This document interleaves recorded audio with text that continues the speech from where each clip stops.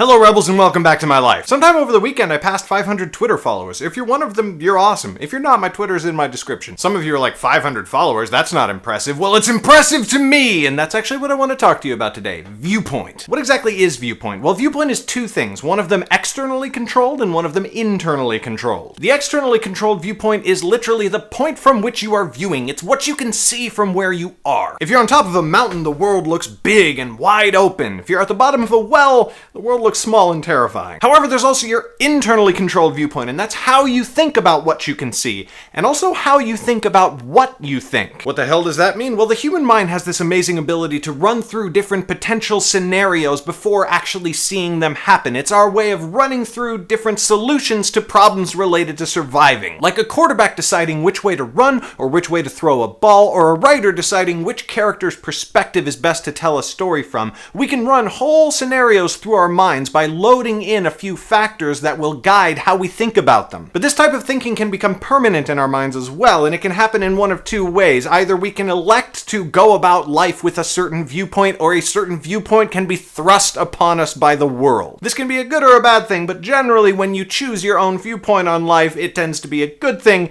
And when the outside world thrusts a viewpoint upon you, it tends to be a bad thing. Here's an example of how different viewpoints can affect the way we think about the world. A lot of people believe that you are responsible for your own condition, but that can mean different things to different viewpoints. Some people take that to mean you're to blame for everything that's wrong with your life, and if you're not successful, then you're just not working hard enough. Whereas I think that means that you can do anything you want with your life, given enough time, and that you can always work on making things a little bit better every day. See how those viewpoints differ? The one is looking at the past and assigning you blame, and the other is looking at the present and the future and saying, you could do anything. Same datum, different viewpoints. One probably successful, one probably not. But success itself is a viewpoint. That's why rich, entitled people can say, oh, but my life is actually so hard. Whereas I can be writing a thin financial line and say, dude, my life rocks. I'm pretty successful. Other people can look at me from their viewpoint and say, successful? You're not even a millionaire. And then they go back to their 9-to-5 jobs, wishing they were writing books or making movies for a living. Which is what I do. Airhumping.